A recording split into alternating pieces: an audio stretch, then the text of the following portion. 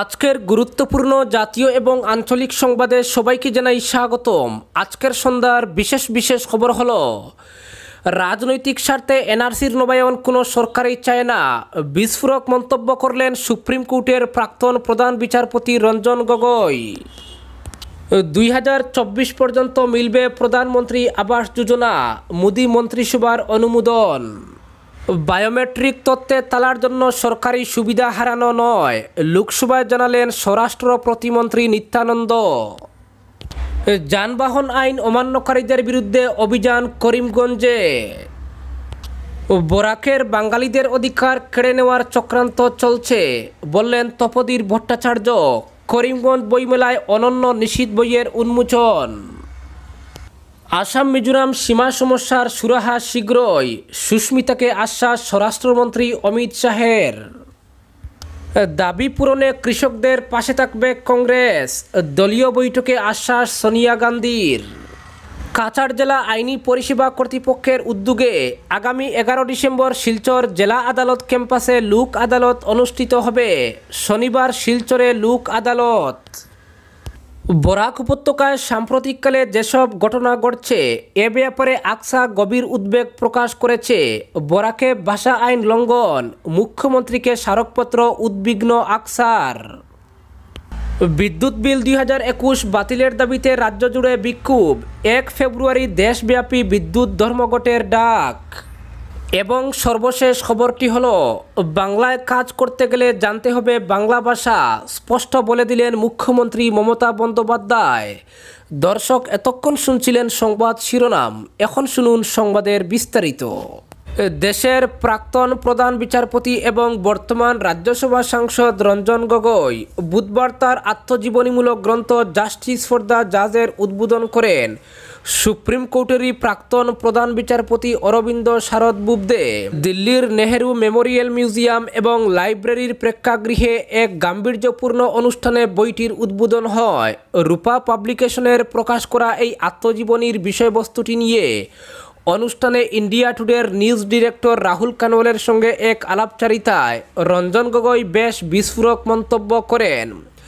প্রসঙ্গক্রমে রঞ্জন গগৈ বলেন, আসামের কোনো রাজনৈতিক দলই রাজ্যে কোনো জাতীয় নাগরিকপঞ্জি চায় না। এ ব্যাপারে তার ব্যাখ্যা হলো, জাতীয় নাগরিকপঞ্জি তৈরি হয়ে গেলে এ নিয়ে আর ভোটের রাজনীতি করা যাবে না।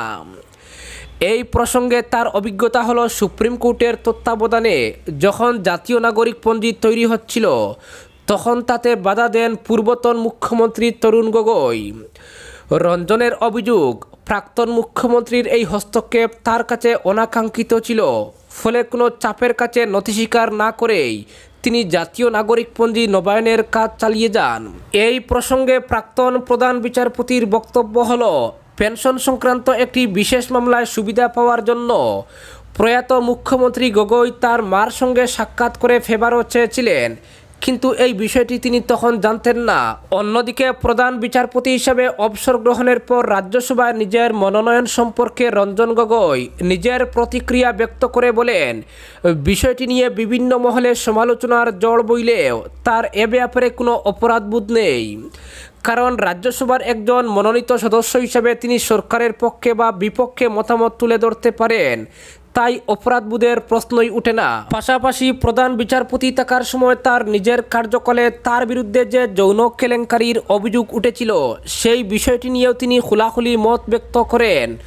রঞ্জন গগৈ জানান, অভিযোগ ওঠার পর দেশের সর্বোচ্চ আদালত তার বিরুদ্ধে অভ্যন্তরীণ তদন্ত করেছিলেন, কিন্তু তদন্তে দেখা গেছে এই অভিযোগের কোনো ভিত্তি নেই। উল্লেখ্য, রঞ্জন গগৈ তার নিজস্ব বক্তব্যে জাতীয় নাগরিকপঞ্জি প্রণয়ন নিয়ে কোনো রাজনৈতিক দলের মাথা ব্যথা নেই, কিন্তু তারপরও অনুষ্ঠানে উপস্থিত আসামের মুখ্যমন্ত্রী হিমন্ত বিশ্ব শর্মা রঞ্জন গগৈর ভূয়সী প্রশংসা করে বক্তব্য রাখেন। এরপর রঞ্জন গগৈও অবশ্য বলেন, বর্তমান সময়ে হিমন্ত বিশ্ব শর্মার মতো রাজনীতিবিদের প্রয়োজন আছে।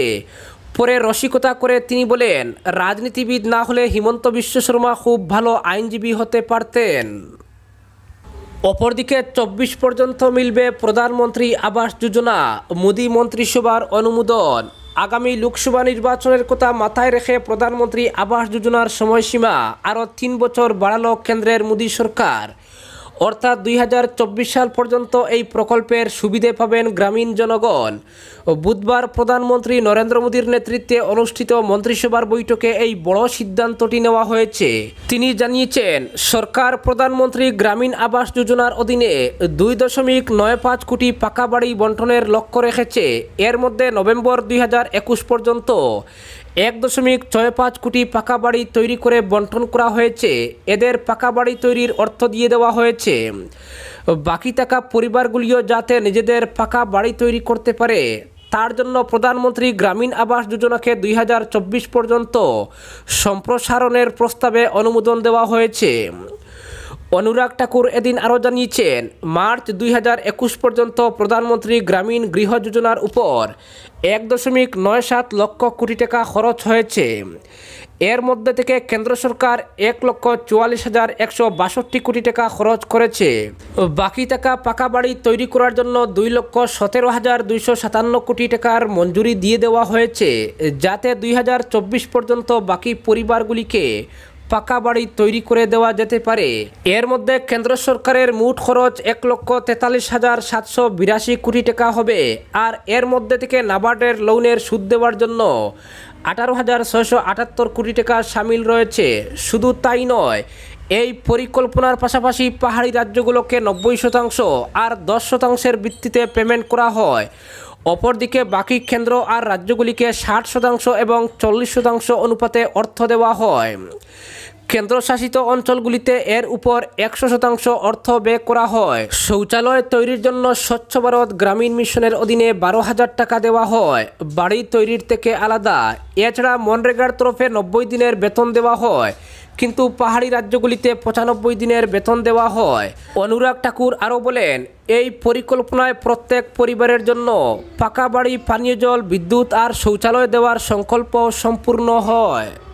অপরদিকে করিমগঞ্জের ভারপ্রাপ্ত জেলা পরিবহন আধিকারিক জেলার এনফোর্সমেন্ট উইংকে করিমগঞ্জ জেলায় যানবাহন আইন ও নিয়ম কঠোরভাবে বলবৎ করতে এবং চলতি মাসব্যাপী বিশেষ সচেতনতা চালাতেও জরুরি নির্দেশ দিয়েছেন। এতে বলা হয়েছে, রাজ্যের মুখ্যমন্ত্রীর শপথকে বাস্তবায়িত করতে যাতে 31 ডিসেম্বর জেলায় একটি দুর্ঘটনার মামলাও দায়ের না হয় তা সুনিশ্চিত করতে পরিবহন বিভাগের পক্ষ থেকে এই কঠোর ব্যবস্থা গ্রহণ করা হয়েছে। এতে আরও জানানো হয়েছে, এই বিশেষ অভিযান আজ থেকে করিমগঞ্জ জেলায় চালানো হবে। এতে ভারপ্রাপ্ত জেলা পরিবহন আধিকারিক সর্বসাধারণের সহযোগিতা কামনা করেছেন। অপরদিকে কাছাড় জেলা আইনি পরিষেবা কর্তৃপক্ষের উদ্যোগে আগামী 11 ডিসেম্বর শিলচর জেলা আদালত ক্যাম্পাসে লোক আদালত অনুষ্ঠিত হবে। এই লোক আদালতে বিচারাধীন ও প্রাক মোকদ্দমা মামলা গ্রহণ করা হবে।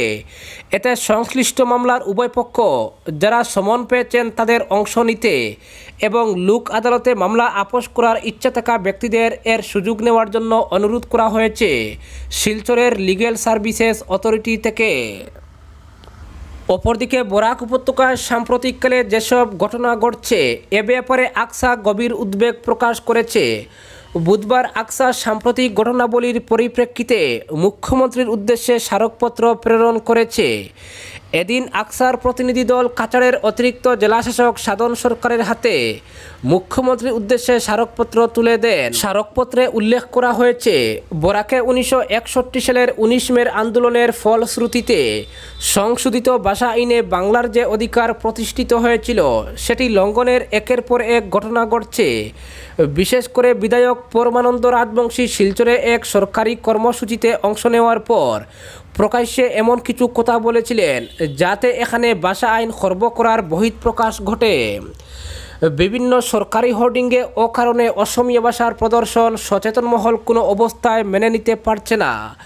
আকসা মনে করে ভাষা আইন লঙ্ঘনের ঘটনা কোনো বিচ্ছিন্ন ঘটনা নয়, বরাক বিদ্বেষী দৃষ্টিভঙ্গির চক্রান্তের অংশে অতীতেও এরকম ঘটনা যে ঘটেনি এমন নয়, আগেও এ নিয়ে প্রতিবাদ হয়েছে, কিন্তু এবার যেন পুরো বিষয়টি সরকারি তরফে চাপিয়ে দেওয়ার প্রবণতা দেখা যাচ্ছে।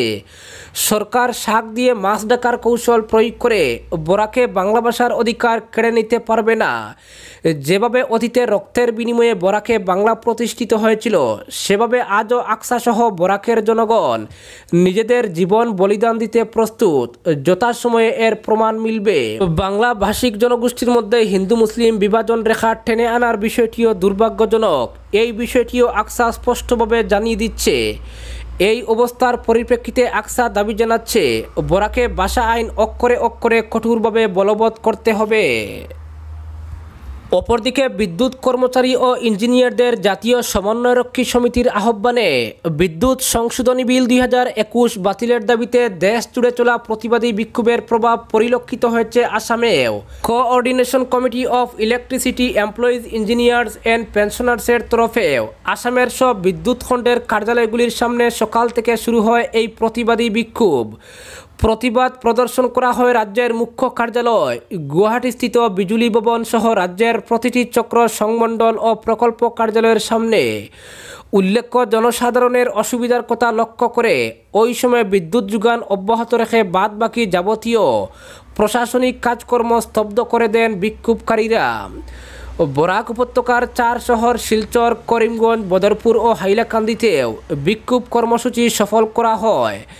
সেই সঙ্গে উজান আসামের গোলাঘাট, তিনসুকিয়া, যোরহাট, ডিব্রুগড়, শিবসাগরেও এই আন্দোলনের ব্যাপক প্রভাব পড়ে। উল্লেখ্য, কেন্দ্রীয় সরকার কর্পোরেট গোষ্ঠীর স্বার্থে বিদ্যুৎ সংশোধনী বিল আইনে পরিণত করে দেশের বিদ্যুৎ সেক্টর সম্পূর্ণভাবে ব্যক্তিগতকরণ করতে দীর্ঘদিন ধরে ষড়যন্ত্র চালাচ্ছে। এদিকে বিদ্যুৎ বিলের বিরুদ্ধে বিদ্যুৎ কর্মীদের আন্দোলন অব্যাহত রাখার পাশাপাশি আগামী 15 ডিসেম্বর দিল্লির সংসদ ভবন যন্তর মন্তরে বিদ্যুৎ কর্মচারী ও ইঞ্জিনিয়ারদের বিশাল গণসমাবেশ অনুষ্ঠিত হবে এবং আগামী 1 ফেব্রুয়ারি দেশ জুড়ে বিদ্যুৎ ধর্মঘটের ডাক দেওয়া হয়েছে বলে জানানো হয়েছে। অপরদিকে বাংলায় কাজ করতে গেলে জানতে হবে বাংলা ভাষা, স্পষ্ট বলে দিলেন মমতা। গত বিধানসভা নির্বাচনে বাংলা ও বাঙালি ভাবাবেগকে সামনে রেখে ভোটের ময়দানে নেমেছিলেন মুখ্যমন্ত্রী মমতা বন্দ্যোপাধ্যায়। বিজেপির নেতাদের বহিরাগত তকমা দিয়ে বারবার বিঁধেছেন তিনি। নির্বাচনে বিপুল জয়ের পর এবার মমতা বুঝিয়ে দিলেন বাংলায় কাজের ক্ষেত্রে বাংলার ছেলে মেয়ে তথা বাংলা ভাষা জ্ঞানের অগ্রাধিকার নিশ্চিত করতে চাইছে তার সরকার। বুধবার মালদহে প্রশাসনিক বৈঠকে মুখ্যমন্ত্রীর সাফ ইঙ্গিত, পশ্চিমবঙ্গে কাজের ক্ষেত্রে রাজ্যের মানুষই বেশি গুরুত্ব পাবে। প্রশাসনিক কর্তাদের মমতার স্পষ্ট নির্দেশ, কর্মসংস্থানের ক্ষেত্রে বাংলার ছেলেমেয়েরা যাতে অগ্রাধিকার পায় তা নিশ্চিত করতে হবে। শুধু বাংলাতেই নয়, সব রাজ্যেই এমন নীতি গ্রহণ করা উচিত বলে মনে করেন মমতা। বলেন, আমি সব রাজ্যের কথাই বলছি, সেই রাজ্যের ছেলেমেয়েরা যাতে চাকরিটা পায়। বাংলায় যেমন বাংলার ছেলেমেয়েরা যারা এ রাজ্যে বসবাস করেন তা তিনি হিন্দিভাষী কামতাপুরী রাজবংশী হতে পারেন, তাতে কোনো আপত্তি নেই। তবে মমতার কথায় বাংলায় কাজ করতে হলে বাংলা ভাষাটা জানতে হবে। বেশ কিছু বাঙালি জাতীয়তাবাদী সংগঠন দীর্ঘদিন ধরেই বাংলায় সরকারি ও বেসরকারি কাজে বাঙালিদের অগ্রাধিকার দেওয়ার দাবি জানিয়ে আসছে। এদিন মুখ্যমন্ত্রীর এই অবস্থানকে স্বাভাবিক কারণেই স্বাগত জানিয়েছে। সরকার তথা প্রশাসনিক কর্তারা বাংলায় চাকরি করলেও বাংলা না জানার ফলে কার্যক্ষেত্রে কী ধরনের অসুবিধে হচ্ছে সেদিকেও দৃষ্টি আকর্ষণ করেন মমতা।